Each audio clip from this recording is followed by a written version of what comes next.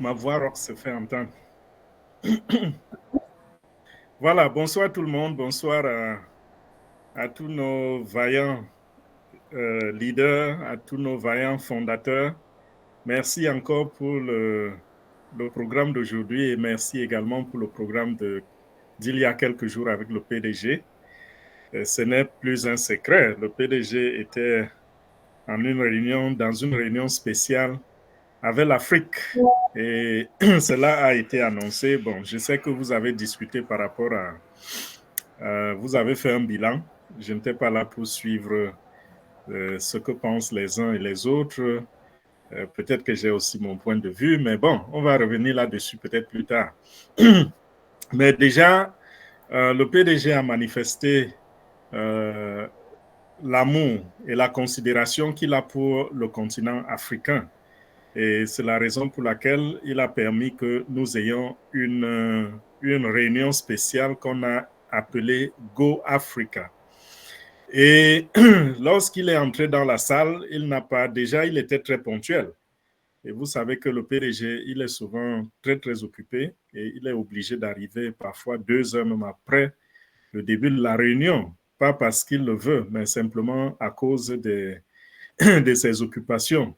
Vous comprenez donc à quel point il a redressé son emploi du temps pour être là à l'heure et de partager ces bons moments avec nous. Vous comprenez à travers cela également la considération qu'il a pour le peuple africain. Et il n'est pas venu seul dans la salle. Il était accompagné d'un bon nombre de cerveaux africains qui travaillent dans l'administration de ONPASIF. Il y en a qui sont des administrateurs, il y en a qui sont des techniciens.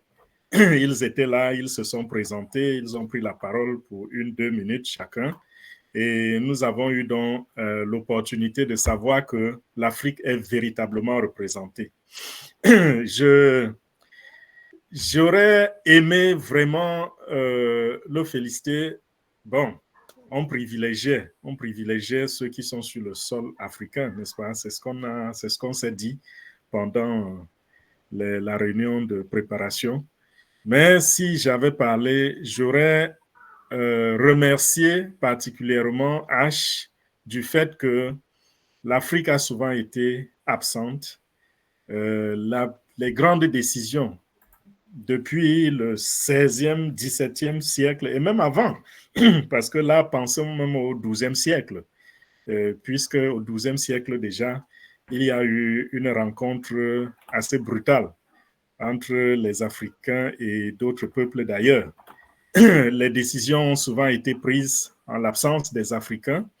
Jusqu'aujourd'hui, on voit des grandes choses qui se passent et l'Afrique n'est pas souvent présente. Pourquoi? Parce que il y a des gens qui décident de mettre de côté certains et puis aussi ça a mené à un certain niveau de dormance parce qu'il ne faut pas seulement accuser les autres. Il faut aussi se demander qu'est-ce que les Africains font pour être désormais présents, n'est-ce pas? Ça s'arrache, ça ne se donne pas simplement, ça s'arrache. Donc, il va falloir qu'on soit de plus en plus vigilant. Mais le point sur lequel je veux attirer l'attention, c'est que lorsque le PDG a conçu ONPASIF, ce n'était pas une entreprise conçue pour des gens d'un certain niveau d'éducation ou d'une certaine couleur de peau ou d'une certaine religion. Il a conçu ONPASIF comme étant une entreprise universelle dont chacun y trouvera son compte. Qu'on soit jaune, vert, noir, violet ou je ne sais pas bleu, quelle que soit la couleur de sa peau, on a sa place dans ONPASIF et pas la moindre. Parce que lorsque vous regardez la façon dont les gens sont recrutés dans ONPASIF, vous vous rendez compte que la perche est tendue à tout le monde, sans discrimination. Donc, pour une fois, quand la technologie qui va changer le monde entier, l'intelligence artificielle, est en train de sortir du sol, l'Afrique est aussi présente. Vous avez vu d'autres technologies. Quand nous avons parlé de l'industrialisation avec la robotique, l'Afrique n'était pas là, n'est-ce pas? Lorsque l'Internet est arrivé, l'Afrique était à peine là. On a dû découvrir que l'Internet était là. C'est juste quelques Africains qui étaient, pour la plupart, des informaticiens qui ont été là au moment où l'Internet prenait de l'envol. Maintenant, l'intelligence artificielle qui est là depuis très longtemps, mais c'est en ce moment-ci que c'est en train de prospérer, c'est en ce moment-ci que c'est en train d'être développé. Pour une fois, l'Afrique est présente. Et non seulement l'Afrique est présente dans les laboratoires où on développe ces applications et tout, l'Afrique est également présente à travers ces opportunités telles que On Passive, parce que même ma grand-mère au fond du village peut devenir affiliée ou est peut-être devenue membre fondatrice. Vous voyez un peu, donc les chances sont égales avec On Passive. Donc, et lorsqu'on écoute le PDG, il a parlé de Ocademy lorsqu'il disait, lorsqu'il nous parlait du futur de l'Afrique dans le passé, il a parlé de Ocademy et il est revenu sur ce que nous avons toujours dit. Ocademy, c'est une application, c'est une plateforme qui va bouleverser le monde. Pourquoi? Parce que les Africains qui ont souvent été en retard, qui ont souvent été absents, grâce donc à Ocademy, ils vont courir, je vais dire, le point de départ sera le même entre les Africains et les ressortissants d'autres continents. On va partir du même point de départ parce que très souvent, si on veut assimiler ça à la course, on va se rendre compte que quand on dit Avoma prêt, lorsqu'on veut dire partez, on se rend compte qu'il y a plusieurs lignes. Il y en a qui sont à 500 mètres en avant et les Africains sont à 1 kilomètre en arrière ou à 2 kilomètres en arrière. Mais pour cette fois-ci, grâce au Ocademy, tout le monde sera au même point de départ. Donc, lorsqu'un enfant africain naît, un enfant européen, asiatique, américain, à la naissance, il a les mêmes chances d'apprendre que tous les autres, n'est-ce pas? C'est-à-dire que l'application sera là. Tout ce qu'il vous faudra, ce sera un appareil comme un téléphone Android ou un ordinateur ou une tablette, plus la connexion Internet. C'est tout. Vous avez accès à Ocademy, vous pouvez étudier et accomplir ce que vous voudrez accomplir. Et tel que le PDG a décrit l'autre jour, lorsque on l'écoute, on se rend compte que Ocademy n'est pas de la plaisanterie. Ce n'est pas juste une autre application où n'importe qui vient jeter quelques coups pour gagner un peu de sous. Non. Ocademy, c'est une véritable académie. Et quel que soit le domaine dans lequel vous avez envie de vous définir, Ocademy a les ressources pour cela. Vous voulez être médecin, Ocademy sera là. Vous voulez être informaticien, Ocademy a les formations. Tout ce que vous pouvez imaginer et tout ce qu'on a aujourd'hui dans les universités, tout ce qu'on a dans les collèges, nous allons avoir ces formations, nous allons avoir ces enseignements à l'intérieur de Ocademy. Et de cette façon, donc, il ne faudra plus être l'enfant du riche, il ne faudra plus être quelqu'un qui est né avec une cuillère en or dans la bouche pour avoir l'éducation, pour avoir accès à l'éducation.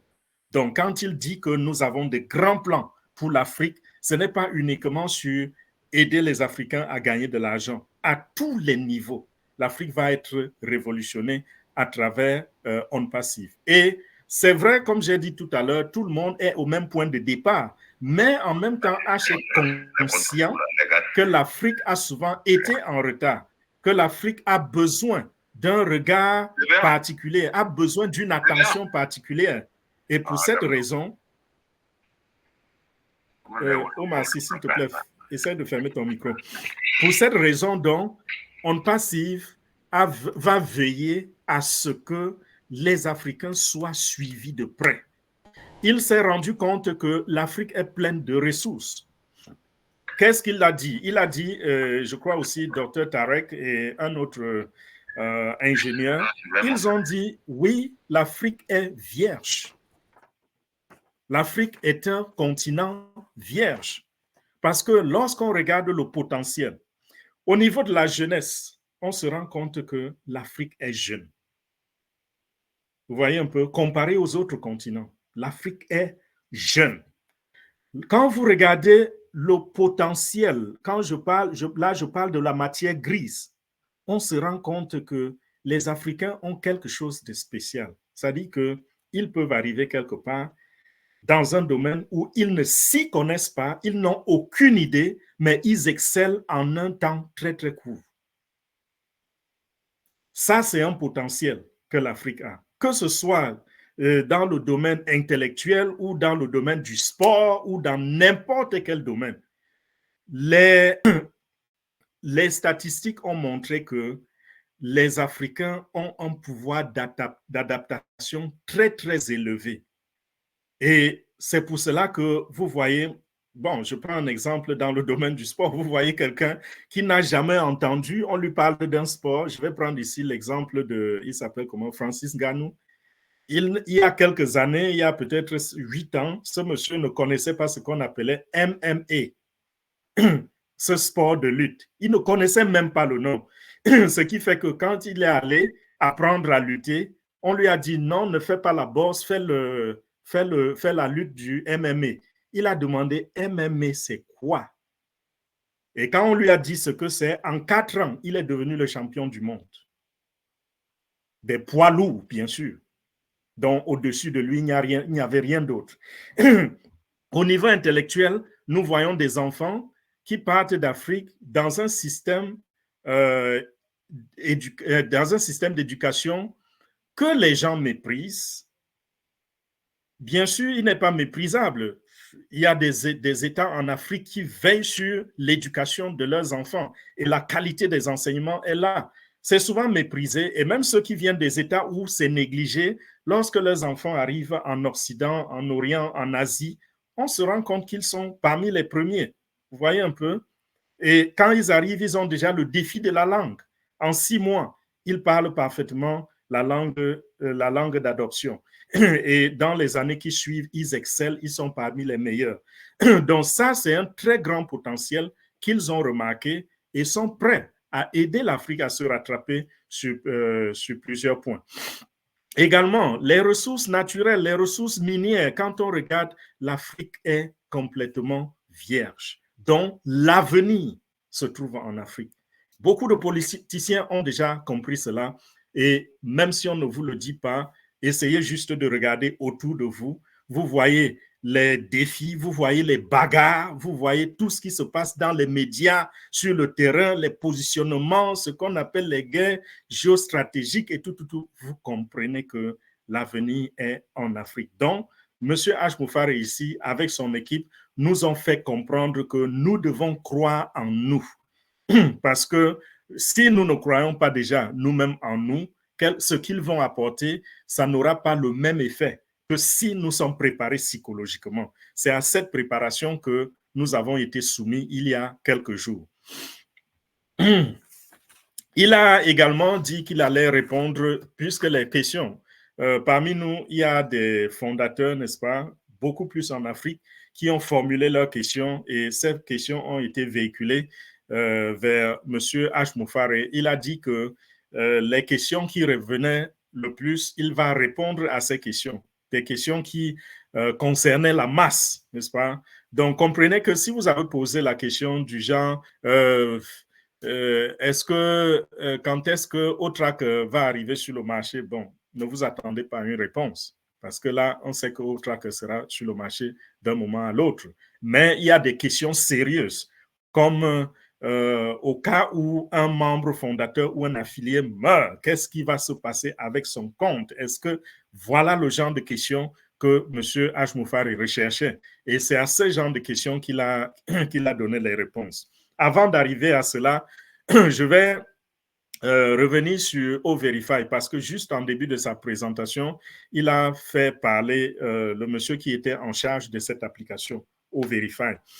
O-Verify, ils ont dit, ils ont tout fait pour que O-Verify soit très, très simplifié et facile à utiliser.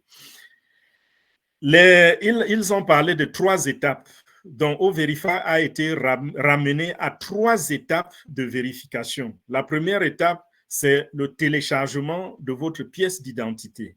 Ça peut être le passeport, ça peut être la carte d'identité. Donc, lorsque nous allons lorsqu'on va activer cette application, ce sera ça la première étape. L'application va vous demander de télécharger votre pièce d'identité. Après avoir téléchargé votre pièce d'identité, l'application va vous demander de lui donner l'autorisation d'ouvrir votre caméra. Et quand vous allez activer donc la caméra de votre appareil portable ou ordinateur, qu'est-ce qui va se passer? Elle va vous demander de vous positionner. Très souvent, c'est dans un certain cadre, n'est-ce pas? C'est-à-dire que vous regardez l'écran, vous regardez votre écran, vous voyez qu'on vous a fait quand même un petit croquis de là où votre tête doit être positionnée. Et quand vous le faites, la caméra donc va capturer votre image en live, n'est-ce pas, en temps réel. Parce qu'il faut que l'application se rassure que ce n'est pas juste une copie, ce n'est pas juste une photo, c'est quelque chose de réel et de vivant. Vous êtes un être vivant. Ça, c'est la deuxième étape. Et la troisième étape maintenant, c'est la combinaison des deux, de votre face et de votre pièce, dont les 2 premières étapes, vous les combinez dans la troisième étape. En quoi faisant, vous allez tenir votre carte ou votre pièce d'identité en main devant la caméra et la caméra va vous filmer tous les deux, votre pièce d'identité et votre visage. C'est aussi simple que cela. Et quand ceci est fait donc, et que vous validez, qu'est-ce qui va se passer? L'intelligence artificielle va continuer le travail, va comparer votre visage avec la photo sur la pièce d'identité et va également confirmer que la pièce que vous tenez en main, c'est la même que vous avez téléchargée il y a quelques minutes. Vous voyez un peu? Donc là, on passe au réel. Les choses vont se passer en temps réel et puis l'intelligence artificielle va se charger de l'interprétation. Bien sûr, c'est de la technologie. Il peut arriver que l'intelligence artificielle rejette complètement, n'est-ce pas? Et ça, c'est compréhensible. Il peut arriver que quelque chose paraisse louche pour l'intelligence artificielle. Parce que l'intelligence artificielle, c'est quoi? C'est le robot. C'est le robot informatique. Il n'y a pas de sentiment, il n'y a pas de causerie entre vous et l'intelligence artificielle. Donc, vous n'allez pas répondre aux questions, vous n'allez pas donner des arguments. Pourquoi il y a une blessure sur votre visage ou une cicatrice, alors que cette cicatrice n'existe pas sur la pièce d'identité. Donc, s'il arrive qu'il y a beaucoup de choses qui clochent, l'intelligence artificielle peut rejeter votre identification. Et dans ce cas, le PDG a dit, on va le faire manuellement. Donc, que personne ne s'inquiète en disant, je n'ai pas pu faire mon O-Verify, j'ai été rejeté, alors peut-être que je vais perdre mon compte. Non. Vous allez en ce moment, sûrement l'application va ouvrir, n'est-ce pas, va s'ouvrir au service support. Et là, vous allez communiquer avec le support. On va vous demander de fournir des choses. C'est manuellement qu'ils vont étudier, ils vont recevoir et ils vont étudier et vous activer manuellement. Donc, à ce niveau, pas d'inquiétude. Vous serez pris en compte. On a parlé également de quoi? OK. Il a également insisté sur le fait que la raison de la vérification, on tient à ce que tout le monde soit vérifié dans le processus parce que OnPassive est une entreprise réelle et a envie d'avoir des profils réels. Donc, avec les applications de OnPassive, il n'existera pas de faux profils. Ce ne sera pas possible parce que même le client va se faire vérifier. Chaque personne qui crée un profil dans OnPassive va se faire vérifier. C'est quoi l'impact avec ceci? Avec ceci, on pourra réduire le taux, un certain taux de criminalité, n'est-ce pas? Parce qu'il y a des criminels, des cybercriminels. Enfin, quand je dis ça, il faut que j'explique pour que vous compreniez. parce que c'est facile de confondre avec les hackers et autres. Je ne parle pas ici des hackers. Les criminels, c'est qui? On appelle ça en anglais bullying. La brimade. Il y a des brimeurs en ligne. Ou des Quelqu'un abusés, crée un ou faux des gens qui profil. abusent des autres, oui, aussi, tu peux dire ça. Voilà. Donc, merci beaucoup, Amazon. Toujours à ma rescousse. Donc, voilà, il y a des gens en ligne qui abusent de leur prochain en créant des faux profils. Quelqu'un crée un faux profil, il est peut-être votre collègue, il est peut-être votre cousin, ou il ou elle est votre cousin ou votre cousine. Mais à travers le faux profil, peut salir votre image, peut vous frustrer, peut vous amener même pour certains cas, à des niveaux de dépression. Parce qu'on aura dit des choses sur vous et même peut publier des images qui peuvent compromettre votre vie. Parce que des choses qui vont amener des gens à vous détester ou même des images intimes de votre intimité. Vous voyez ce qui se passe, le genre de crime qui se passe sur Internet à travers les faux profils.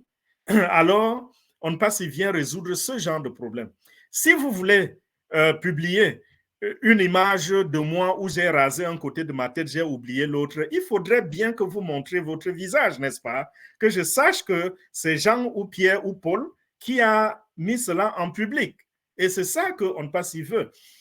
Et si ça ne te plaît pas de passer par cette voie, ok, va porter plainte. Dis, Fernand a rasé un seul côté de sa tête. Ok, tu vois si ta plainte peut être acceptée au niveau de la justice. Aussi simple que ça. Donc, ça va réduire beaucoup de comment j'ai failli dire chômage, beaucoup de criminalité dans notre société. En même temps, sur le plan commercial, ça va nous apporter quoi? Ça va nous apporter un véritable trafic. Aujourd'hui, beaucoup de marketeurs sont sur Google, sur Facebook, sur Instagram et achètent le trafic, payent très très cher pour la visibilité sur leurs produits. Et vous savez quoi? Ils payent pour cette visibilité alors qu'il y a une fraction de ce trafic qui est constitué de faux profils. Donc, on vous dit, on va faire apparaître votre publicité, on va faire apparaître votre produit devant 1 million de personnes. Mais parmi les 1 million, il y a peut-être 300 000 faux profils. Vous voyez quel impact cela aura sur votre porte-monnaie. Ça fait un trou dans votre poche, n'est-ce pas? Alors, sur le plan marketing, lorsque on a une entreprise qui s'occupe très bien de l'identification, comme nous allons faire avec O-Verify, si vous achetez un espace publicitaire et qu'on vous dise que nous avons fait 2000 ou 200 000 impressions, les 200 000 impressions ont été faites dans des profils réels. C'est de véritables personnes identifiées qui ont vu votre publicité, votre produit s'afficher sur leur plateforme, sur leur website ou bien sur leur compte, je ne sais pas où, au net ou je ne sais pas trop quoi. Donc, ça fait une très, très grande différence au niveau du marketing. Donc, non seulement ceci va résoudre un problème dans la société, mais en même temps, ça va rembourrer les porte-monnaies, les poches des commerçants qui sollicitent nos services et qui espèrent avoir un bon retour dans leur investissement. Donc, ça, c'était très, très important. Il fallait que je donne quelques détails, que j'essaie d'expliquer cela un peu plus. Bon, passons maintenant aux questions de M. H. Moufare. Il a parlé de cette inquiétude que beaucoup de membres fondateurs et affiliés ont, l'inquiétude selon laquelle si quelque chose nous arrive, et ce n'est pas, on n'est pas seulement au niveau du si, c'est déjà arrivé à beaucoup. Nous avons déjà perdu certains qui étaient avec nous au commencement et jusqu'aujourd'hui, c'est la vie, les gens meurent, n'est-ce pas?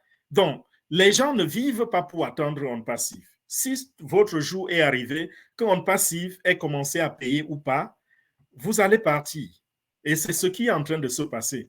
Nous avons fait des deuils sur cette plateforme plusieurs fois, des membres fondateurs qui ont disparu, paix à leurs âmes. Et le PDG a dit, le compte est transférable. Donc, le moment venu, il va falloir simplement suivre le processus légal, le processus, comment on va appeler ça, juridique. Donc, suivre tout ce que l'équipe juridique a mis en place pour transférer les comptes aux bénéficiaires. Bien sûr, excusez-moi, bien sûr, s'il faut aller dans les détails, on peut mentionner quand même que vous aurez besoin d'une certaine documentation, n'est-ce pas? Parce que si un membre, un affilié n'est plus demain et qu'il n'a pas transféré les informations, les identifiants de son compte et qu'on se rende compte que voilà, il n'est plus, il va falloir transférer aux ayants droit. Qui sont les ayants droit? S'il était marié, il y a son conjoint ou sa conjointe. Si il ou elle avait des enfants, on pense aux enfants, mais il faudrait bien que vous prouviez que vous êtes son enfant, n'est-ce pas? Alors, il faut une certaine documentation, acte de naissance, acte de mariage, des documents comme cela. Et il y a tout un département à ONPASSIF qui se charge de cela. Et ce département travaille en étroite collaboration avec l'équipe juridique de ONPASSIF. Donc, tout va se passer dans la légalité lorsque cela est transféré. Un peu comme nous voyons dans les entreprises où les gens ont des actions, n'est-ce pas? Ce sera à peu près la même chose. Là où on a des actions, si vous mourrez, si vous partez, vos actions peuvent être données, transférées au nom de vos ayants droit. À ce niveau, nous sommes rassurés. Il a promis également que dans les jours à venir, il y a de grandes nouvelles qui arrivent. Mais il est resté encore sur ses gardes par rapport à la confidentialité. Vous savez que le PDG, il ne cesse de nous dire, il a été trop ouvert et cela nous a coûté cher et c'est en train de nous coûter cher. Donc, nous avions des adversaires qui prenaient les informations comme était en public. Quand je dis public, vous comprenez que même dans les webinaires des fondateurs, n'est-ce pas, dans nos webinaires privés étaient presque publics, c'était semi-public. Pourquoi? Parce que quand nous avons commencé, il y a des gens qui se moquaient de nous. Lorsqu'ils regardaient ce que ça leur a coûté pour créer, pour développer et mettre sur le marché leurs applications, ils se moquaient de nous, ils pensaient que nous étions des rêveurs. Nous sommes arrivés au niveau où nous avons sorti la première application et ils se sont rendus compte que cette application avait encore des bugs, mais il suffisait juste d'enlever ces bugs et eux, ils étaient dans des sérieux problèmes. C'est là où la guerre a commencé. Alors, aujourd'hui, le PDG nous dit il préfère que les choses soient prêtes, que ce soit cuit et ensuite, il nous informera. Et il a dit que quand il annonce que dans quelques jours, nous allons avoir des grandes nouvelles, il ne veut pas que les gens se mettent à deviner. Il a dit, gardez vos devinettes pour vous.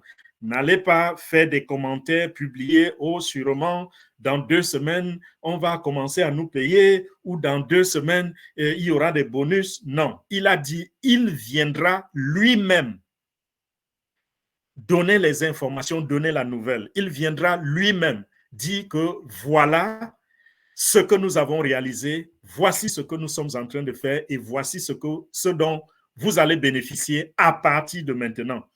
Donc, n'allez pas spéculer, s'il vous plaît. N'allez pas dire des informations qui ne sont pas nettes. Pourquoi? Parce que ceux qui sont les plus impatients, c'est des gens qui n'assistent pas aux réunions et qui vous appellent par après et vous demandent de leur rendre compte des réunions. Il y a quoi de nouveau à ONPASSIF? Et quand vous utilisez ce que vous avez entendu, vous interprétez et vous leur dites cela, ils se retournent et ils disent, nous avons une date. À telle date, telle chose va se réaliser. Nous allons avoir l'argent, nous allons avoir les bonus. Et quand cela n'arrive pas, ils sont encore les premiers à se retourner et à nous foudroyer. Vous voyez un peu? Et après cette réunion, il y a ces genres de personnes. Il y a un qui m'a, non pas un, il y a peut-être 3 ou 4 qui m'ont contacté et qui m'ont dit, on s'attendait à ce que le PDG nous dise qu'à partir de tel jour, nous allons recevoir nos commissions et nos bonus. Nous nous sentons choqués parce que rien n'est clair dessus. Je leur ai dit, mais écoutez, quand le PDG vous donne une date et cette date, ça n'aboutit pas, c'est encore vous qui vous plaignez. Quand il ne donne pas la date, vous vous plaignez encore. Qu'est-ce qui se passe finalement? On vous donne à manger, vous pleurez. On ne vous donne pas à manger, vous pleurez. Vous êtes quel genre de bébé finalement? Donc, je leur ai dit, il n'y a pas d'interprétation à faire ici. Le PDG viendra lui-même nous informer. Il nous dira ce qui est en train de se passer. Donc, il a continué de marteler que nous ne mettons pas de nouvelles applications sur le marché tant que nous n'avons pas payé les commissions de ceux qui ont eu des commissions et qui ont demandé qu'elles soient transférées dans leur compte, soit bancaire ou dans leur compte crypto-monnaie. Bon, voilà les derniers points que je vais toucher. Il a dit, OK, quand le moment va arriver, nous avons déjà les solutions, nous avons plusieurs processeurs et ces processeurs-là, nous avons veillé à ce que les choses soient OK sur, je vais dire, c'est réparti sur des régions. Donc, ce ne sera plus quelque chose de centralisé parce que nous avons appris la leçon, n'est-ce pas? Nous avons commencé par un processeur, c'était centralisé sur une seule compagnie et ça nous a coûté ce que ça a coûté. Donc maintenant, la solution est diversifiée de façon qu'il y aura des régions. Donc, ne soyez pas surpris si quelqu'un qui est aux États-Unis, il est payé, son paiement vient d'un certain processeur, ou alors s'il active un produit, il se rend compte que la compagnie qui a prélevé l'argent s'appelle A, et celui qui est en Afrique, il active sa compagnie, s'appelle plutôt Z. Donc, c'est comme cela que ça va fonctionner et de cette façon, on sera en mesure de contenir le trafic et de ne plus nous retrouver dans les accidents que nous avons connus au mois de septembre. Dernier point, il a parlé de la crypto-monnaie parce qu'il y avait de l'inquiétude à ce niveau. Je suis sûr que beaucoup de questions sont allés dans tous les sens par rapport à la crypto parce qu'on a des gens qui ne comprennent pas encore comment fonctionne la crypto, qui n'ont aucune idée. En même temps, on a des gens qui sont des férus de la technologie qui savent que la crypto, c'est leur avenir et qui ont beaucoup appris et qui maîtrisent et qui préfèrent même la crypto. Il y a tout cela ensemble et le PDG a dit, écoutez, la crypto-monnaie n'est pas régulée dans tous les pays dans le monde. Mais sachez que c'est une option.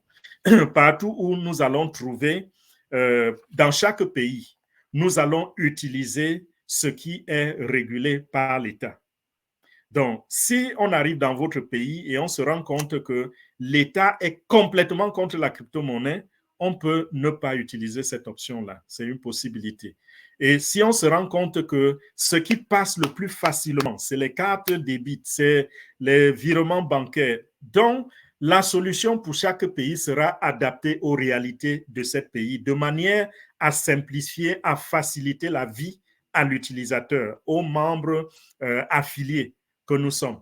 Donc, à ce niveau encore, soyez sereins et sachez que ce soit l'argent qui entre ou que ce soit l'argent qui sort, nous allons avoir les processeurs. Nous avons les processeurs qui vont s'occuper de cela de manière adéquate et également, vous aurez les moyens, les canaux de paiement, des canaux les plus simplifiés et les canaux les plus accessibles qui s'adaptent aux réalités, aux décisions gouvernementales de votre pays. Donc, personne ne sera laissé en arrière. Je crois que c'était ça l'essentiel de ce qui a été dit par le PDG et puis aussi par quelques leaders, quelques responsables de la compagnie qui sont intervenus l'autre jour. Voilà, je vous remets le micro.